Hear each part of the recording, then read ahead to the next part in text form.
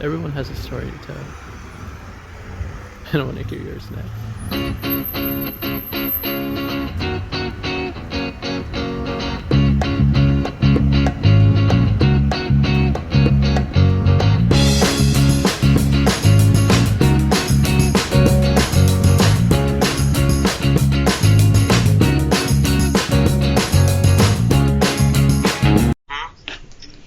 Hey everybody, this is Chris Baker, your host of the podcast, Tell Me Your Story. And today's special guest is James Knight. Or do you want me to call you Dr. James Knight?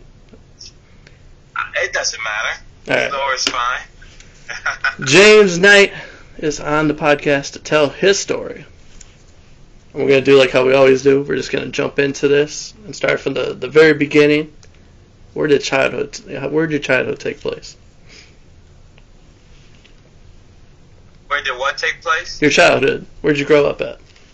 How was your childhood? I grew up in Chicago, Illinois, and grew up there in the 80s and 90s, and then around 97 I came out to Ohio to go to college, play ball. I hooped at Oberlin College. Huh. And how was that for you? How was your experience there? Oberlin College was good. It was a small school.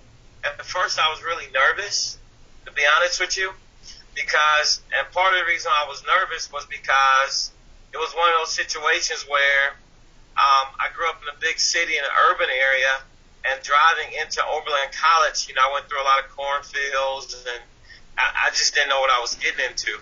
So it was just a different experience. But Oberlin turned out to be a wonderful place. I met my wife at Oberlin College, who's from California, Southern California. So she was there studying pre-med, and I was studying engineering, and so it turned out to be an awesome experience. Well, let's step into that for a second. How did that become? How did you guys meet and everything? Let's get into that a little bit. Yeah, great question. So I met her because somebody introduced us, because my wife was very involved in college in Christian ministry. Wow. And so when I got on campus, I was looking for Christian organizations to be a part of. And they told me, they said, hey, there's one person that you should meet who's very passionate, who's excited about their faith. And they were like, her name is Kimasha. You guys got to connect. And so we got introduced by a mutual acquaintance, and then we ended up just talking, and the rest was history. Hmm. Yeah. It just took off from the right as soon as you guys started talking. because our visions were aligned, right? Like, I believe that I was called to make an impact in people's lives through service, through ministry. She believed that. She wanted that for herself. And so we had a shared vision about how we wanted to go about doing that. So it was a lot of things that we had going for each other that complemented each other in partnership. So in a way, it's like how I'm looking at it, like God brought you guys together. Yes, absolutely. Absolutely. Because he knew that you guys, because he knew that you guys had the same idea. You guys had that same, fire inside you, what you wanted to do. And he was like, you guys are gonna be perfect for each other. Yeah, he knew based upon what I needed to do. He knew she had what I needed. You know what I mean? Yeah. And she complimented the gifting on the inside of me. So I knew I was called to preach, to pastor. She felt she was called to preach, do those things. She told me she was preaching at the age of 7. Wow. I didn't believe her. So I called her mom, like, is this true? She's like, yeah, it's true. I'm like, get out of here. No way. And I'm like, is this like Jesus 2.0 or something? Like, what the heck? Yeah. And it just worked out well, man. And we got 5 sons, Wow. Been married, going on 22 years. And so, we got a son that's finishing up at the University of Rochester that's studying business. He hoops out there. And then we have another son that's about to graduate this year, another one that's a junior, another one that'll be in high school next year, and then we have like a 7-year-old. So I got my starting lineup, Yeah, that's how I'm looking at it too. I'm like, he's got everybody hooping. Is anybody still following the roots you guys set, the path? Anybody getting into ministry? Yeah. So they all participate. They're active in our church because we pastor, but no one has officially said, "Hey, Dad, I'm called to preach." Have you seen it like? It's hard. Have you seen it in any of them that come out and just start preaching in front of you? Just you're like, I don't know. I think you might have the gift, son. To be honest, I think they all have the gift. They all, when we have family Bible study, they all their depth of knowledge and just the purity that they have concerning their faith and their relationship with God is amazing, and they've all have blown us away with just their insight. And so they've all spoken in front of the church at some point and things like that. So I think they're open to hey, I don't mind God using me as a vessel to speak to others. I'm just not so sure I'm signed up to do that pastor type stuff. Yeah, I think it really at that young age, everybody kind of feels that way. They're like, right. I don't know if this is for me, but I'm good at it, but I don't know quite. Mm-hmm. But once you get up there on that stage, or you get in, you just feel it. Totally. So it at some point it chooses you, and you have to almost do a lot to fight it because you feel like you need it as much as it needs you. And what I was just thinking too, because you said you were hooping, did it happen midway through college for you, or did you just kind of knew in the back of your head that's what you wanted to do? It's a great question. So right away, before I came to Ohio, I knew that this is what I was born to do. So in high school, when I gave my life to God in high school, what started happening was I had, for 3 nights in a row, I had this vision. It was like this dream where there were these kids in Africa. Those commercials where they be asking you to feed a child and they kind of follow the kid around? Yeah. And, it was like a bunch of kids like that that were crying out saying, "Hey, James, we're dying, we're hungry, why haven't you come to feed us?" And I rolled out the bed crying, saying, "God, forgive me. I'll do your will. I'll preach your word." I knew that the feeding was representative of me giving them the gospel, right? Giving them, spiritual food. And so I knew that part of my ministry, my calling was that it was to feed people. It was to use, my understanding, my insight, my testimony, my life, my experiences, to share that with others to help change lives and draw people closer to Jesus Christ. Wow. Wow, man. That is awesome. That is awesome. And just kind of let's tap into that a little bit, just your experience in ministry and how it's been over the years for you. Have you ever faced any challenges within the church? Just let's hear a little bit more about that. Yeah, ministry is always going to be challenging. and it's going to be challenging on many levels, right? The first challenge is going to be internally, right? Yep. To where you're like, am I really cut out for this, right? Oh, you're like cutting out. So you got to go through that. Then once you go through that, God is like testing like the purity of your heart. Like, are you in it for the right reason?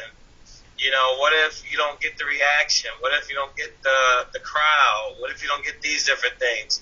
Will you still say yes? Will you still be faithful even when you don't get the rewards, and the worldly success and so forth, right? So you have to stay committed and be faithful. Even when people are going to lie on you, people are going to be dishonest, you will help people, and then they'll talk about you behind your back when you were the one who was doing all the good, right? Amen. Preach it. You know, so will you still stay faithful, right? Mm-hmm. And so people are up and down. You know, people come and go. And so you have to be consistent. There's a scripture that says, be steadfast. 1 Corinthians 15:58.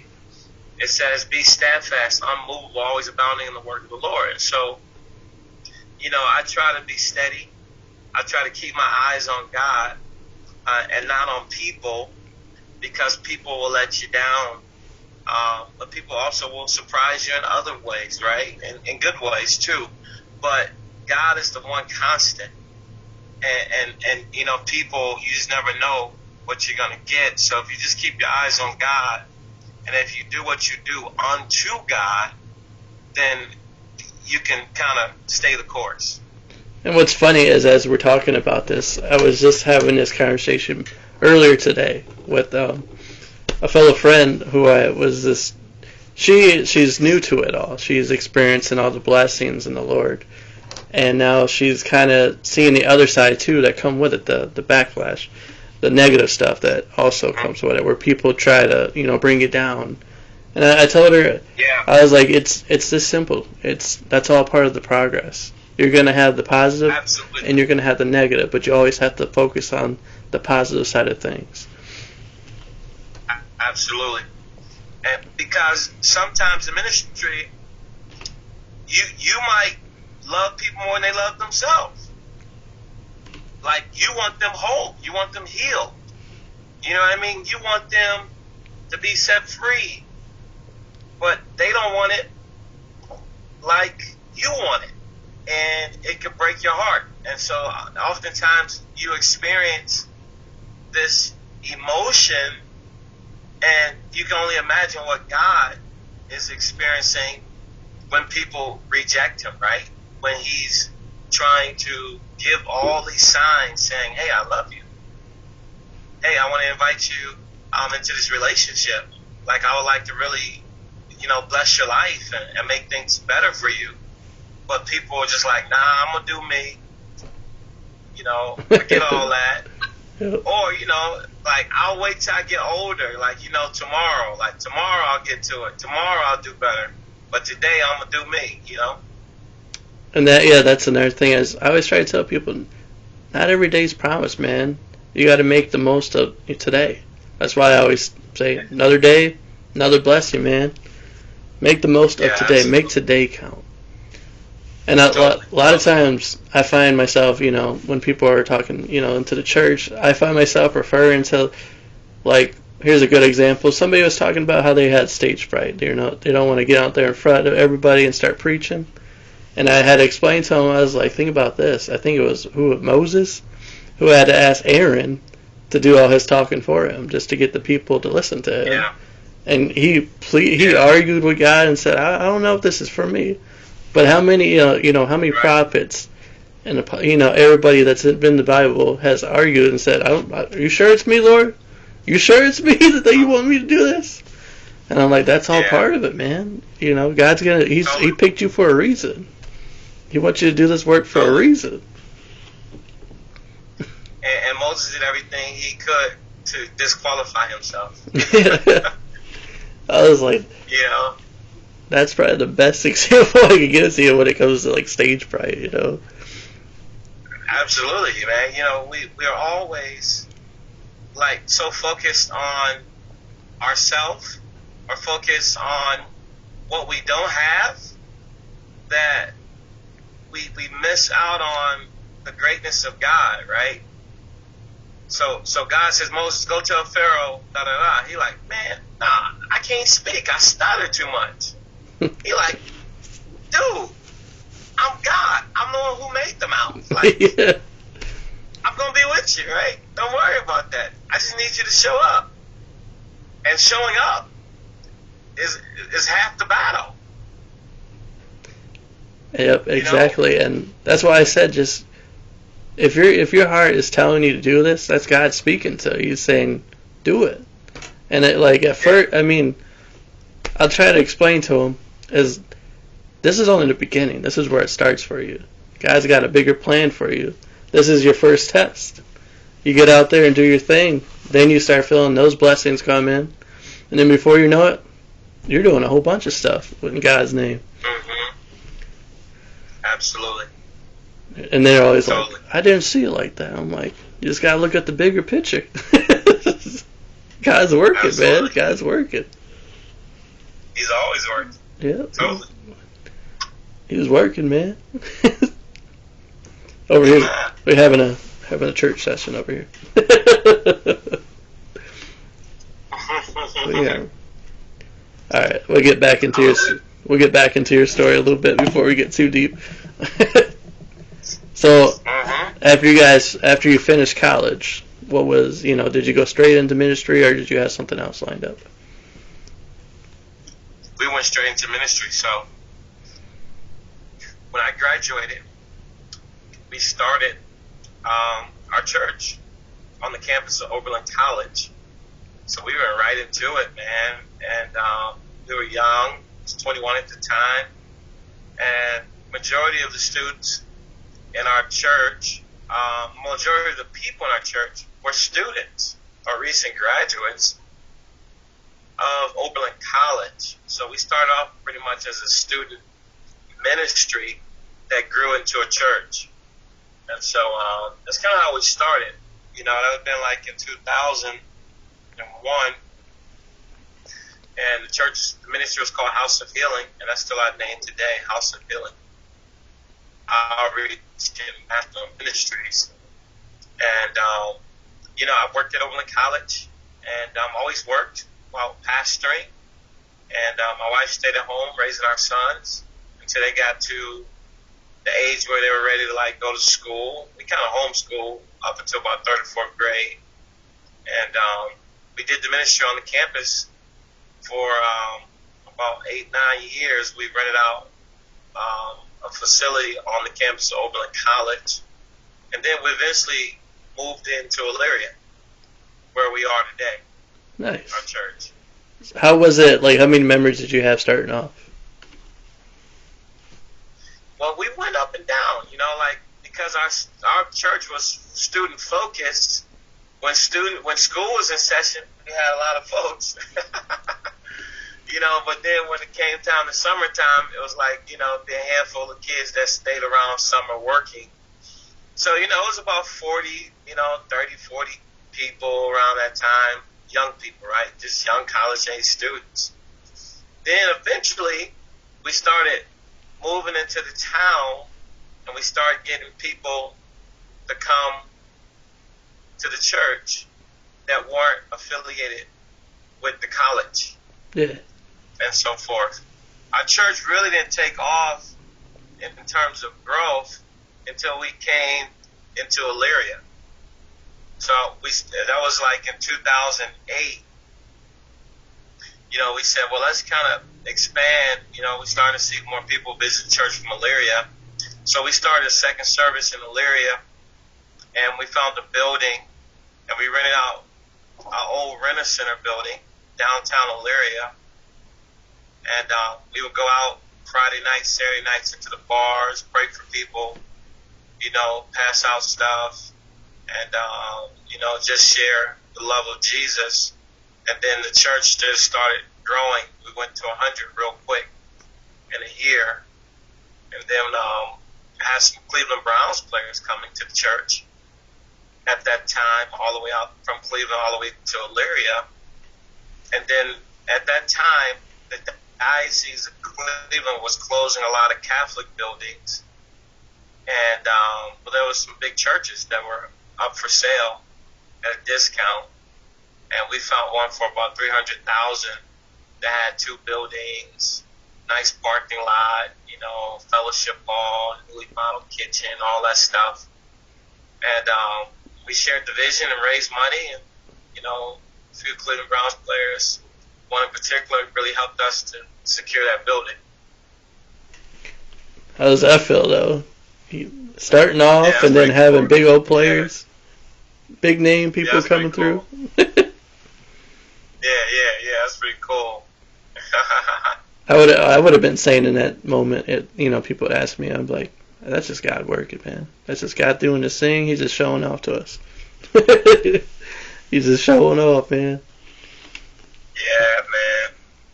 So that's our God, man. He does it big, and I'm so grateful that I got to experience all these different things, that I'm able to testify about. Has there been any challenges, with raising your kids and stuff, and just not really. God has given us the grace to do that with the level. I think we do it pretty gracefully, to be honest with you, right? Yeah. So, I know for some folks, they'd be like, oh, man, sometimes they'll be like, preachers' kids go wild and crazy, and we didn't have any of that. An older pastor, he told me before I had just started, I was really young, fresh out of college. He said, you want to make sure that your first ministry is your family, that you keep that balance. And I always told our church that, if our sons, they have a game, that's first, that, I'm going to be very active and present, to have that balance between family and church, because you don't want to save the world and lose your home, right? Preach it, man. That's the truth. So yeah, man. So my sons, they know very much. They can count on me. If they look in the audience, they know I'm gonna be there. They know I taught them how to tie a tie, how to dribble the ball, all these different things and so forth, while still being a servant to God's people. I'm first a servant to them, right? Yeah. My wife. So that has made it. It's been graceful, because they get it. They know what we're trying to do. They know what we're trying to accomplish, and so they just fall in line. They're not doing nothing crazy that would bring, like any type of shame or anything like that. No, that's actually, yeah, that's pretty cool, man. I mean, it just sounds like the blessings have just been flowing. Everything's just going smooth. Yeah. Guys just making it. No bumps in the road, though? It was pretty easy? No, I don't think any bumps. I wouldn't consider it bumps. You know what I mean? I just kind of consider it like, in life, nothing's going to be easy, so I just think we just are happy people who love God, and the blessing is present to allow those things to just show up, Yeah. And how beautiful that is, though, for your boys to know that at a young age, and that, finding out later in life, they already had that relationship with God.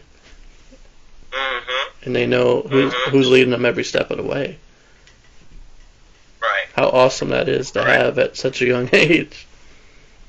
And another way we can come at it from this angle, right? Like, you have to be a man of integrity, right?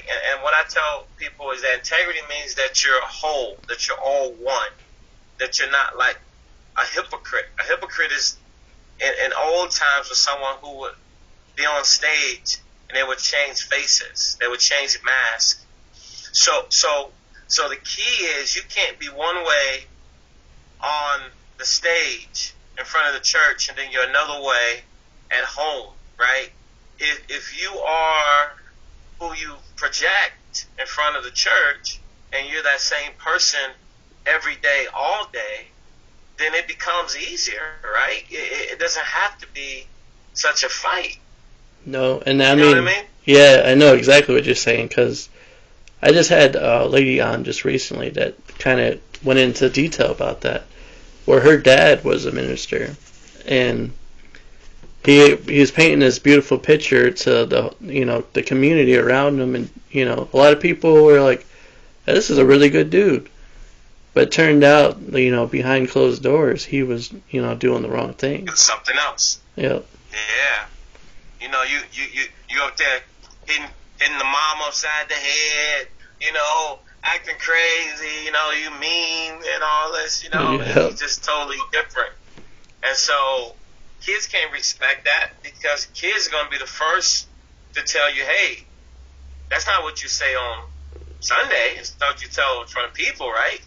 Yep. So kids spot that.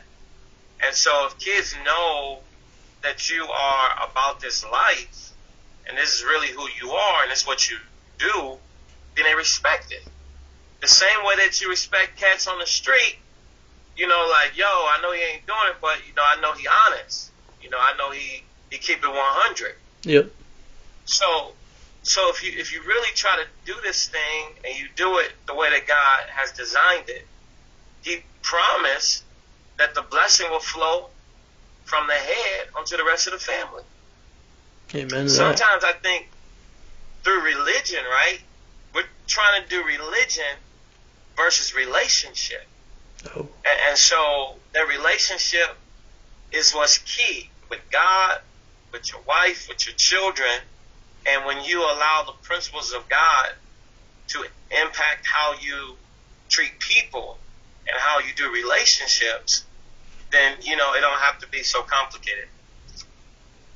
And I mean, you can't really say that much better. That's perfect.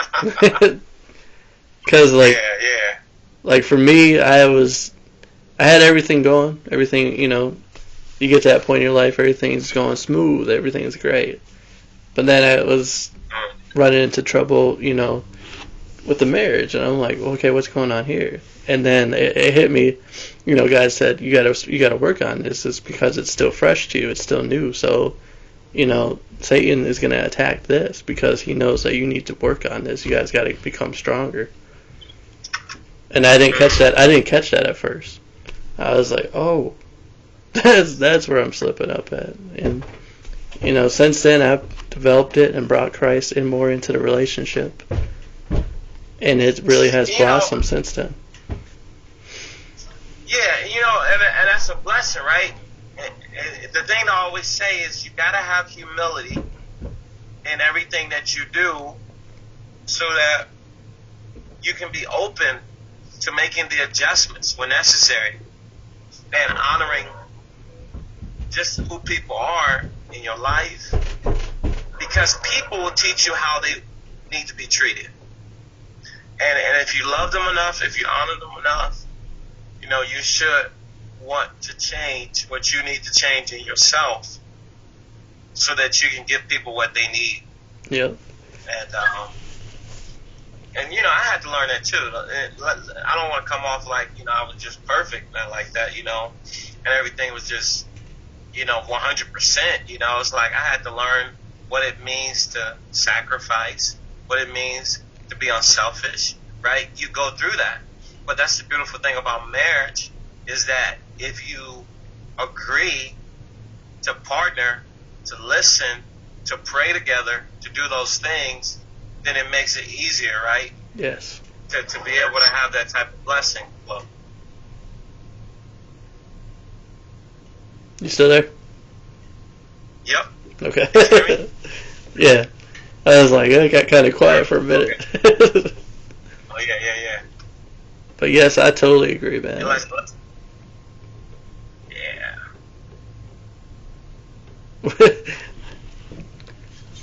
Okay, everybody that's watching right now, listening, he's safe. He's a professional at this. driving, talking on the phone. Don't be praying. He's gonna be all right. He's gonna be okay, man. Oh, so how long you been doing this? I have Tell been. me how long you been doing it. Yeah, believe it or not, I've actually been doing this. This is probably the 4th month now. Okay. Going in 4 months, and you are the 27th. I've had 20. Man, yeah. you be doing it like what, 2 a week, huh? 2 or 3 a week. Yeah. Yeah. I mean, everybody has a story, and I want to hear it. What made you? What brought you to this path? What made you want to do it? What really brought me to this path is I'm a DoorDash dasher on the side, so I was starting to meet a lot of people, and I was trying to get a feel for what is God calling me to do exactly? What does He want me to do in life? So I started asking people around, what do they do for their careers? I ended up going to Quaker Steak and talking to this older gentleman because I was interested, like, what did he do? I don't think he's been in the food industry his whole life. So I decided to ask him. I went up to him one day and asked him when I was there. And he told me simply he was actually in charge of a bank at one time. He was, working for the government, doing, big time. And here he was as a food host, just his semi-retired job. And I was thinking, like, wow.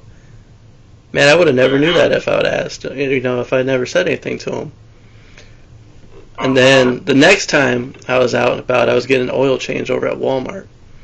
And I ran into a guy, older gentleman once again, and it popped in my head, and it was like, Chris, ask this guy questions. Ask him what he did for his career. So I was like, okay, I'll see what he did.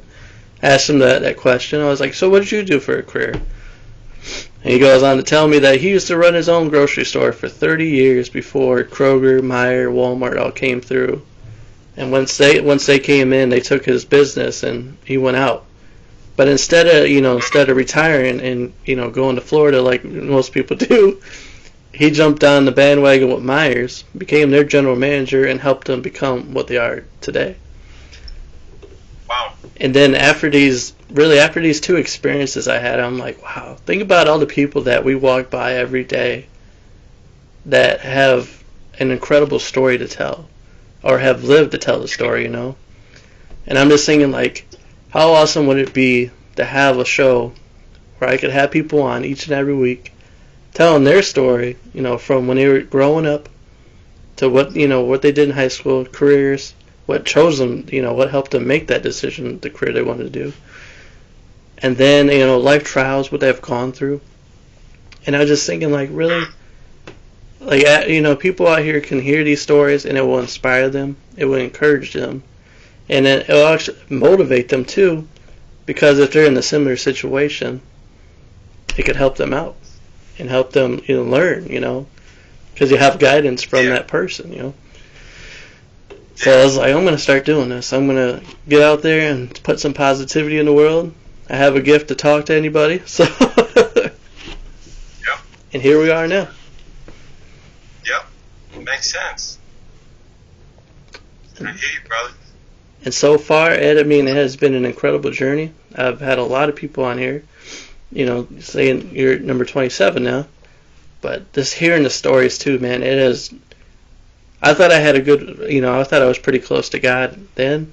I am getting a lot closer now. Hey,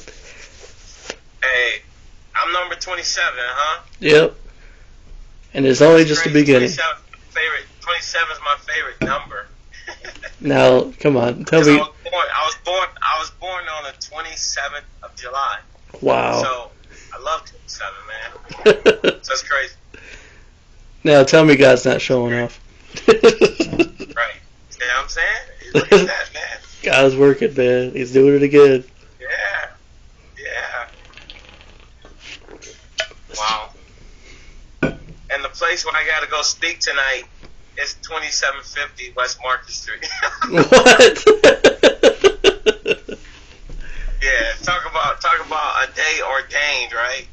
Yeah, that's what I'm saying. It's just like, He's just opening all these, all the doors, and everything just becomes so much clearer. And I don't know if a lot of people will understand what I'm talking about, but it really is. I mean, it leaves me speechless at times. It's especially like what you just said, like your favorite number is 27. You were born on the 27th day. This is my 27th episode. Yeah. Like, wow. Yeah. This is crazy. It's crazy, man. So God pretty much pulled us together again. God, He brought us together for this reason. Yeah, man. Yes, sir. So when you go there tonight, what are you going to be talking about?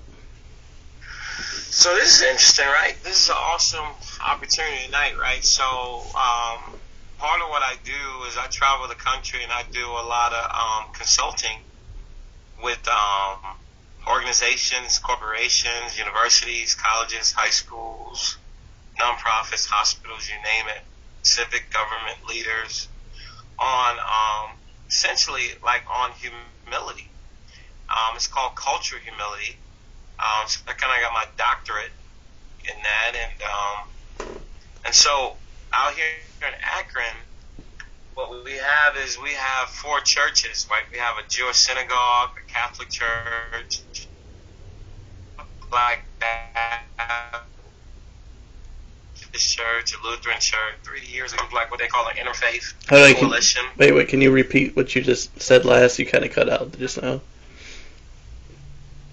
Yeah, so they came together to form what they call the Interfaith Coalition. So a Catholic church, a Lutheran church, an African American Baptist congregation, and a Jewish congregation. Wow. And they have created something called the Interfaith Coalition, where they talk about issues pertaining to race and social justice. So I'm coming in, for the most part, to give a talk, doing a 4-part series with folks from all these different congregations on like racial healing. And can you kind of, like, what is that experience like? Just being up there on the stage with other people, from all these different places? Well, this will be the first time that I'm doing it tonight, so this kicks it off tonight, like part 1. I mean, it's powerful, I speak all the time, right? Every week I'm speaking, I'm in different places. So what makes it powerful is that, hey, you see the Spirit of God like moving into these rooms, right? Yep. And you see people whose heart, maybe it was hard, maybe there's a level of misunderstanding, and so I'm able to be a vessel that can help people kind of figure this out, to bring people together. So I think that's the cool part about it. What do you plan on talking about? Are you allowed to give that detail out, or you kind of just go once you get up there on stage, it just comes to you? No, yeah. So tonight I'll be opening up with the introduction of like, why is humility such a powerful idea? And Christ is the epitome of what it means to be humble, and what does it mean to be racially humble and culturally humble, and how can that humility bring us together so that we can learn each other's story. I see what you're doing there, right? God. Yeah, I see what you're doing, you see what I'm saying? Yep. So a lot of my work is helping people to come to the table, to listen, and learn each other's story. And when they learn each other's story, it tears down the walls of division. And hearing people's stories allows for transformation and allows for healing. Yeah. Kind of like what you're doing on your platform, right? Yeah, and what's kind of crazy, it's kind of like what I've been going through lately is the spirit of gratitude. I've been kind of, God's kind of been throwing that at me lately, just to really appreciate everything that is around us. From the moment we get up in the morning, saying, like I said, it's another day, another blessing. That's the first words I say to God right off the rip. And then I thank Him. I thank Him for, being able to see, being able to hear, being able to speak, being able to taste, all my body, limbs are working. I can walk around. Just a roof over the head, a bed to sleep in, stuff to be grateful for. And then once I, start my day off and getting into the world, then it continues, When you go to a fast food place, say thank you to the worker that is doing their thing back there, busting their butt to make it possible for you to have this. And then, like I said, it continues. It keeps going. And you start saying, like, thank you for the car I'm driving. That's getting me from point A to point Z, Yeah, not taking anything for granted. And it's just... No, it's powerful. Yeah, like you said, and I've been kind of sharing that more with, everybody that I come in contact with. And it's like, people are starting to, they're catching that they're like, hey, I like this. This is cool. We need to start doing this with more people. Kind of, because I feel like really what COVID has done these last couple of years, it's pushed us away from each other. Nobody wants to be near each other. Everybody's kind of afraid to get close to each other anymore, and it's made us kind of distance from each other. And I feel like this is kind of a good way of getting back in touch with everybody. It's like, hey, let's start building each other up again. Let's start, let's kill this negative vibe that's been so strong for so long. Let's bring back the positivity into the world. Yeah. Look at me over here preaching. I love it. I love it. Are you gonna go on? Awesome, man. Yeah, we're gonna go out there and start preaching it now. Nah. Just come in and break it down and listen to people. I think that the magic happens when we all have something to share. We all have something to give. And so I realize that as I come and I do what I do, that I also have things to receive as well. So, I think it's going to be an awesome thing, Yeah. And everybody have you ever caught this too? Like everybody you come in contact with, you're sharing your story and you're hearing their story and you find out you have a lot in common. You come across that a lot yet? Oh yeah, absolutely. That's the crazy thing about racism, right? Or any ism, is that there's so much that we all have in common that connects us, and unites us. You know what I mean? And so, crazy. Man, the service must be really bad out there. Mindset to have, right? That there's more for me to receive than for me to give, and that allows you to really, appreciate and be grateful for the moment and what comes with that. And that's a really good point to hit on, man. Because a lot of people, tend to miss that. Yeah. Season pretty booked, or are you all over the place? Yeah. I gotta go to Texas, South Carolina, California, Chicago, all over Ohio. God's opened doors for me to go to the NFL, Chicago Bears, to talk. So you name it, man. It's just like God is opening tremendous doors for me to be able to go in and share this message that's bringing people together. Yeah, that's pretty cool. And now you were talking. That's cool. You said as a child you had a dream that you would be overseas and like in Africa, helping out over there. Did you ever get the chance to do that yet, or? Yeah, I've been to several countries, and I've ministered to people in India, South Africa. I was there for 2 weeks when I was young, in my 20s, doing revivals, preaching. Jamaica, So yeah, and there's opportunities for me to go to London and do this. So it's always doors that are opening up when your heart is pure. You have something that can add value to people. Doors are open. But I was telling my son, like, the key is this, right? You gotta stay faithful to the process when no one is calling. When no doors open, will you preach when there's just one? Will you share when there's no recognition that comes from it, right? Yeah. And that, yeah, I think I've been faithful, in the dark years when it's been dark, it's been silent. No one knew anything, no one knew who I was. I was just doing my part to help people. And that, I always like. And now, I see that all as just the progress of doing it all.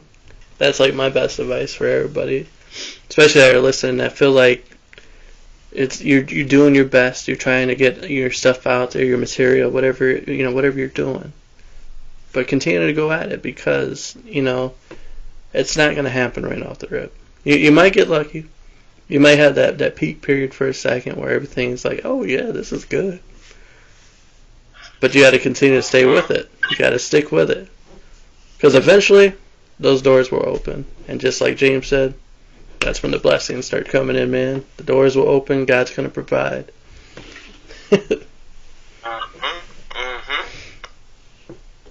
Now, what would your advice be to that person that is that's going through that? They're dealing with it right now. They feel like they're heading in the right direction, but they're not quite sure. What would you say to that person? There's a season for everything. And, you just got to pray about what season am I in. Sometimes we want the season of exposure, but it's a season of preparation. And sometimes if we rush the preparation process, we can mess ourselves up and embarrass ourselves because we're not ready for what comes with the light, when the lights are put on us, right? Yeah. And so we have to trust God's plan, and we have to do what we do because we believe that this is what He's asking of us.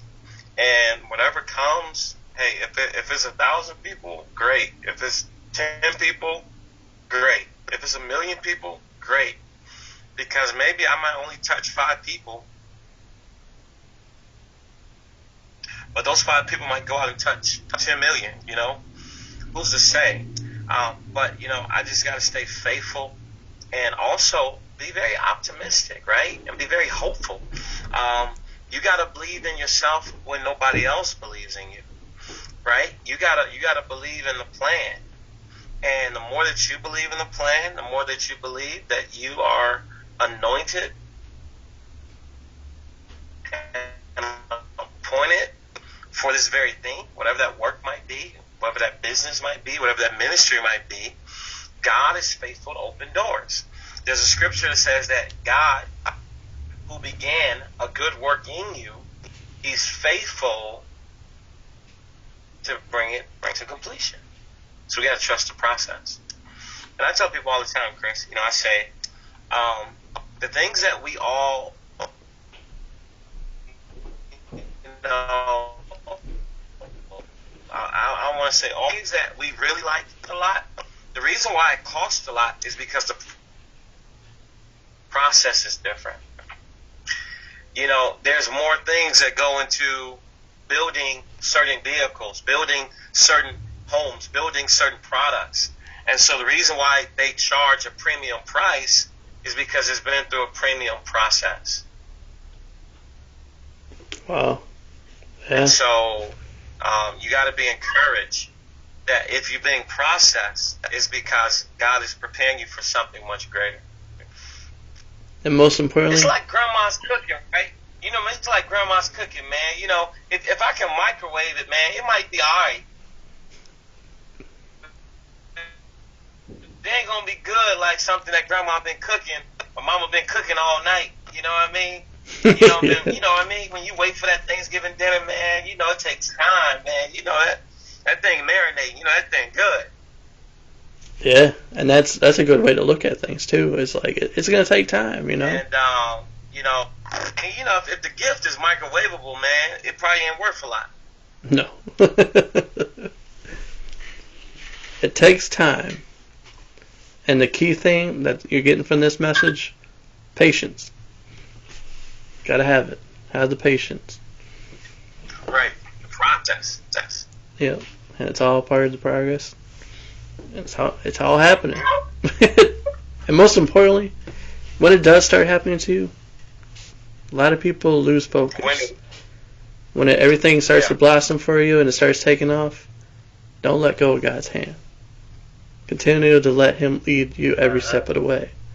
Because that's where a lot of people make their mistakes. They just start to, they're like, oh wait, I got it from here, you know, I can take over from here, I don't need you no more. And then that's when they make the mistake and start going down the wrong path. Before you know it, they're on their knees begging, what happened? What happened, Lord? He's like, I thought you had this. I thought you had it. But the great thing about God, He's always there. Yep. He's still there. He's always going to be there. He don't go nowhere. He's just waiting on you. He's faithful, man. Just waiting on you. He's got so much to show you. He's going to use you as well, as you were beginning to say earlier, is you plant your seeds in other people. Like you said, that's 10 people, 100 people. And your words, man, your mouth is powerful. You're planting seeds in people, what you speak. And hopefully you're speaking the right stuff. Because these people are going to, they get the seeds, and then the seed starts to crack in them, and starts to blossom, and then it starts to spread. Then you can, if you're sharing the positive stuff, the right stuff, it's going to go a long way. Those 10 people will turn into 100 people, and then eventually 1,000 people, and that's how it works. Amen. Look at that. We're over here preaching, man. Totally.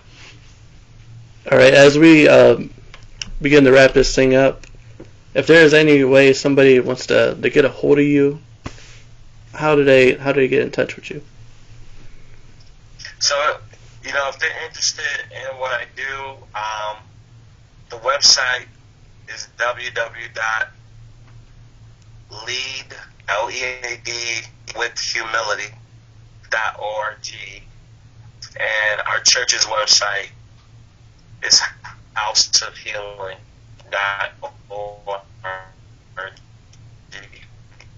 And they can follow me on Instagram at Lead with Humility. Yeah. All right. If anybody wants to come out and come watch you and see everybody all together, where can they find you at? Yeah, we're out in Akron, in Fairlawn, 2750 West Market Street. We'll be starting at 7 o'clock tonight. They'll be going for the next 4 Wednesdays in March. All right. Cool. James, I'd just like to thank you for coming on and telling your story, especially while you're driving to your destination. Yeah, I know, right?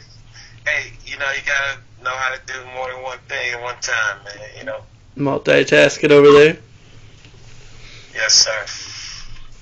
And anybody that's watching, listening right now, if you'd like to come on and tell your story sometime, feel free just to message me. This is Chris. I'm signing off. Peace.